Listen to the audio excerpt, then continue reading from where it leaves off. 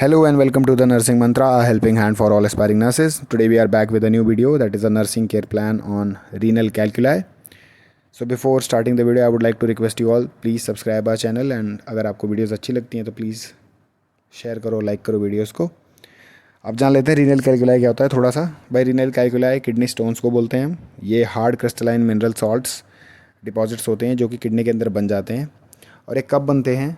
जब यूरिन में calcium oxalate और यूरिक एसिड जैसे सब्सटेंसेस का कंसंट्रेशन बहुत ज़्यादा हो जाता है, तब ये क्रिस्टलाइज हो जाते हैं। क्रिस्टलाइज होने के बाद रीनल कैल्कुलाई का फॉर्मेशन हो जाता है। इसके कॉमन टाइप्स हैं calcium stones, uric acid stones, struvite stone और सिस्टीन स्टोन।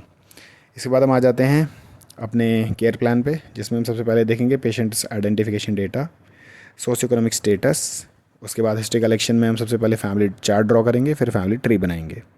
इसके बाद हम आ जाते हैं हिस्ट्री ऑफ इलनेस में। इसमें हम सबसे पहले देखेंगे पास्ट मेडिकल हिस्ट्री। देखो, इस पेशेंट की पास्ट मेडिकल हिस्ट्री है, ज़रूरी नहीं है आपका जो पेशेंट हो उसकी भी हो। अगर होगी तो आप ऐसे लिख सकते हो। मैंने एग्जांपल देखो आपके सामने लिखा है, history of renal stones diagnose 3 years ago. मतलब जो डायग्नोसिस है इसका 3 साल पहले हो चुका है। डायबिटीज़ या हाइपरटेंशन का कोई हिस्ट्री नहीं है, या फिर यूटीआई का कोई हिस्ट्री नहीं है। इसके बाद आ जाते हैं पास्ट सर्जिकल हिस्ट्री, जो नथिंग सिग्निफिकेंट है। प्रेजेंट मेडिकल हिस्ट्री क्या होगा? देखो, प्रेजेंट मेडिकल हिस्ट्री लिखने का ये तरीका है। तो patient report sudden onset of right sided flank pain since early morning, rated 8/10 in intensity, non-relieved by over-the-counter analgesics. The pain has been intermittent but worsening.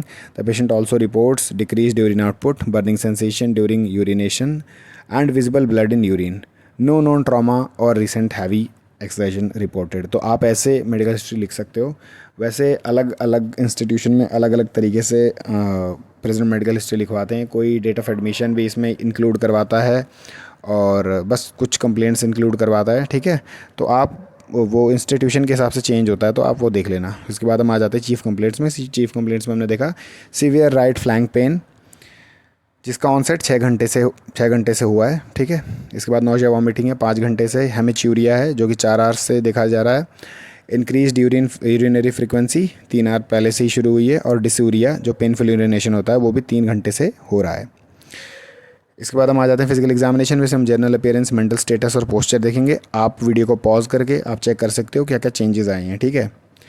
Otherwise video बहुत लंबा हो जाएगा, आप चेक कर सकते हो। कोई चेंजेस जो होंगे वो आप इसमें से नोट डाउन कर सकते हो। ये जो हमने फिजिकल एग्जामिनेशन किया है ये ध्यान में रखते हुए किया है कि रीनल कैल्कुलाई पेशेंट का ही हम कर रहे हैं, तो आप पॉज कर करके देख सकते हो। इसके बाद स्किन कंडीशन और हेड और स्काल्प को एग्जामिन करेंगे। उसके बाद हम आइज़ देखेंगे। अब आइज़ के बाद आ जाते हैं ईयर्स पे, नोज़ पे और माउथ एंड फेरिंग्स पे, तो ये सब चेक करेंगे। इसके बाद हम आएंगे नेक, चेस्ट और एब्डोमेन। एब्डोमेन में वही ऑब्जर्वेशन, पाल्पेशन, परक्यूशन और ऑस्कल्टेशन। तो ये सब आप देख सकते हो। देखो, पाल्पेशन में इसमें दिखाया भी है tenderness in right lumbar and right lower quadrant, positive right costovertebral angle tenderness, ठीक है। अब इस परक्यूशन में कोई ऑर्गेनोमेगाली या फिर शिफ्टिंग डलनेस नहीं है। तो आप ये सब देख सकते हो। कोई चेंजेस होंगे तो आपको दिख जाएंगे। एक्सट्रीमिटीज़, बैक और जेनिटल रेक्टम का फिजिकल एग्जामिनेशन होगा, जिसमें अगर फीमेल है तो वजाइनल डिस्चार्ज इंक्लूड करना, मेल है तो मत करना, ठीक है। हेमरोइड्स ऑफ मेल और फीमेल दोनों में कर सकते हो। प्रोस्टेट आपको सिर्फ मेल में करना है।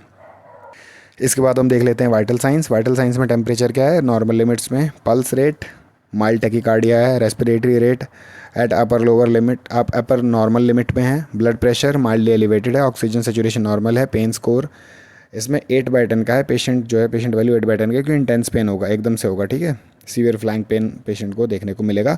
यूरिन आउटपुट जो है लाइकली रिड्यूस्ड है।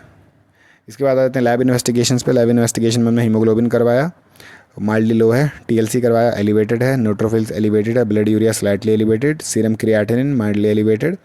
Serum calcium slightly high. और serum uric acid upper normal. Consider uric acid stones, ठीक है। अब यूरिन एनालिसिस में आपने आरबीसी करवाया, डब्ल्यूबीसी करवाया, तो उसमें ग्रॉस हेमिच्यूरिया और पाईयूरिया दिखा रहा है। तो आप इस यूरिन एनालिसिस से पता लगा सकते हो। अब इसमें यूरिन एनालिसिस में आपने क्रिस्टल्स चेक करवाया, तो भाई कैल्शियम ऑक्सलेट क्रिस्टल्स, ठीक है, जिससे कि रीनल कैल्कुलाई का आप डायग्नोसिस सपोर्ट कर सकते हो। फिर उसके बाद यूरिन पीएच करवाया तो एसिडिक है, और इस पेशेंट का एसिडिक आया है। फिर यूरिन कल्चर करवाया, अगर पॉजिटिव है, कोई यूटीआई है ऑब्स्ट्रक्शन के साथ, तो भाई उसमें दिखा देगा। मतलब जैसे पेशेंट में दिखा दिया है पेंडिंग है positive for E coli, Escherichia coli दिख जाएगा। इसके बाद मेडिकेशंस में देखो, अलग अलग इन्वेस्टिगेशन में आप ध्यान रखना, आप पेशेंट को जिस तरीके का रीनल कैल्कुलाई पेशेंट में है, उसी के हिसाब से पूरा का पूरा आपका इन्वेस्टिगेशन प्लान होगा फिर आगे, ठीक है। भाई इन्वेस्टिगेशन में सब कुछ नहीं लिखना है, ये ध्यान रखना अपने आप। आप अगर करवा रहे हो उसे सिस्टीन स्टोन करवा रहे हो या फिर कैल्शियम ऑक्सलेट स्टोन है, तो पेशेंट को वही उसी हिसाब से चलना है फिर आगे, ठीक। ये ध्यान में रखते हुए करना, सब कुछ मत करवा देना। इसके बाद आ जाते हैं मेडिकेशंस में। मेडिकेशंस में सबसे पहले डाइक्लोफिनेक एनाल्जेसिक देंगे भाई पेन के लिए। NSAID पेन और इन्फ्लेमेशन दोनों को रिड्यूस करेगा। टामसोलोसिन देते हैं, अल्फा 1 ब्लॉकर है, ये यूरिट्रल स्मूथ मसल्स को रिलैक्स करेगा, ठीक है। इसके बाद पैरासीटामोल एनाल्जेसिक एंटीबायोटिक है, ओंडासेट्रॉन है।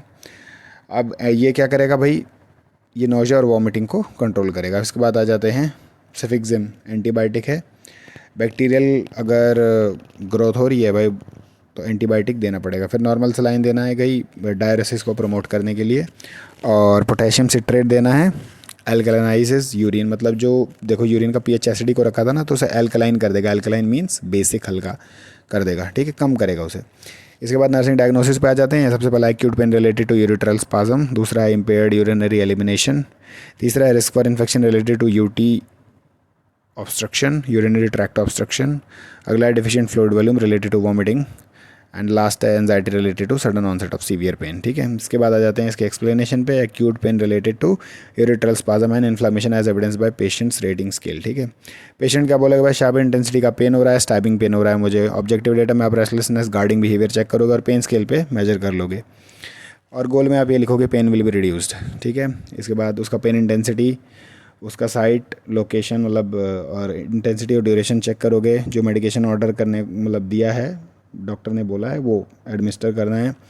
काम और सूदिंग इन्वायरमेंट देना है, उसे पेशेंट को कंफर्टेबल पोजीशन देनी है ताकि स्ट्रेन कम से कम हो, मतलब पेन पेशेंट को ना हो।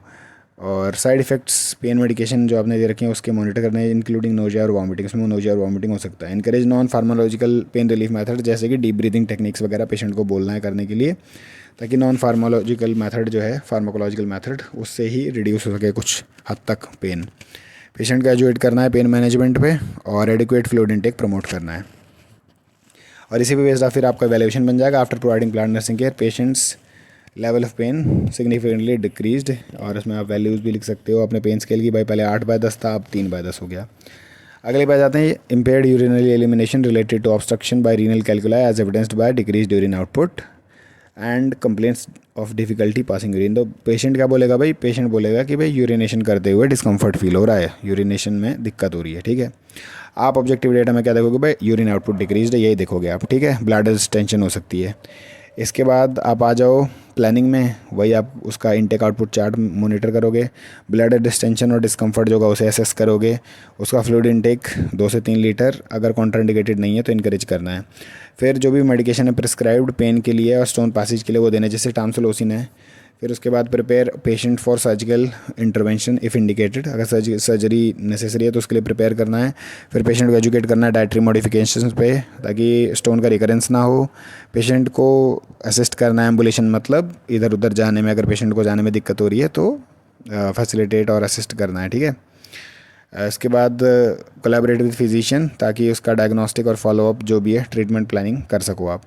इस पे बेस्ड आपका एवेल्युएशन बन जाएगा, ठीक है। Urination normal urinary elimination pattern will be maintained, और आप इवेल्युएशन में लिखोगे कि after providing plan nursing care patients normal urinary elimination pattern was maintained, ठीक है। इसके बाद आते हैं नर्सिंग डायग्नोसिस थर्ड पे, risk for infection related to UT obstruction, urinary tract obstruction and possible urinary stasis as evidenced by elevated WBC count and pyuria on urine analysis, ठीक है। Subjective data में पेशेंट क्या कहेगा, burning sensation होती है urination के time, और lower abdominal discomfort होता है। अब ऑब्जेक्टिव डेटा में आप एलिवेटेड WBC काउंट देखोगे, पायूरिया नोटेड है, यूरिन एनालिसिस करवाया उसमें पता चल जाएगा, ठीक है। फिर वही टेम्परेचर मॉनिटर करो पेशेंट का, फ्लूइड इनटेक को इनकरेज करो ताकि यूरिनरी ट्रैक्ट फ्लश्ड रहे अच्छे से। फिर educate patient on proper perineal hygiene, administer prescribed prophylactic antibiotics जो भी बोला है डॉक्टर ने। फिर monitor results of urine analysis, assess signs of systemic infection, promote early ambulation, और लास्ट में collaborate with health care team. इसी पे बेस्ड आपका बन जाएगा इवैल्यूएशन।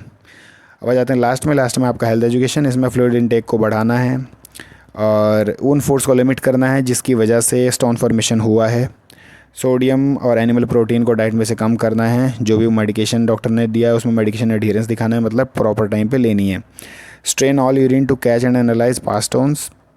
इसके बाद report symptoms like severe flank pain, fever और हेमिचूरिया अगर हो रहा है तो रिपोर्ट करना, और लास्ट में आपको फॉलोअप केयर मेंटेन करना है। तो ये था nursing care plan for renal calculi patient. अब आप इसे डेटा को यूज़ कर सकते हो for your assignments and your criteria. अगर आपको वीडियो अच्छी लगी हो then please share it with your friends, subscribe our channel, and for more such videos stay tuned.